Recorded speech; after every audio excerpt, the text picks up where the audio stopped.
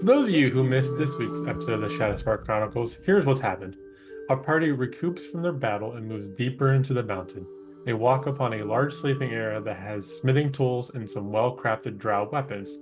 Bishop finds a book that he can't read and keeps it handy. They find another room with a large stone dwarf standing in the middle. A set of weapons sit next to the statue and a plaque at its feet that with a language that none of them can read. Rift makes a rash decision and places his weapon in the statue's hands, and then they get sprayed by a mist of acid. Marzin takes some time and casts a spell to allow him to comprehend the language, and Bishop hands over the book he found, and after studying it, Marzin finds the answer to the statue's puzzle. Opening the sealed door in the back of the room, they venture deeper into the complex and find another room with multiple doors. It is decided to go back and set up camp for the night. During their rest, Rift sees a rider come walking through the room and goes through another door.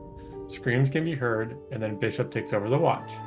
After a few more hours, Bishop sees the Drider leave the room and head deeper into the complex.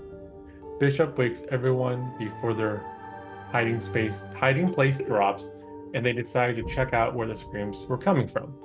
Bishop unlocks the door and finds a torture chamber behind the closed doors. An elderly man with mechanical pieces shoved into his body is caged in the middle of the room. Marzin casts his spell again and can understand what the man is saying and asks if he needs help. The gentleman explains that he seeks death and has been held here for 8 months. Bishop shows this man mercy and gives him what he asks for. The rest of the group seems surprised, and Bishop explains the man was beyond help and would have been useless with the information. They continue further into the complex and choose a door labeled library.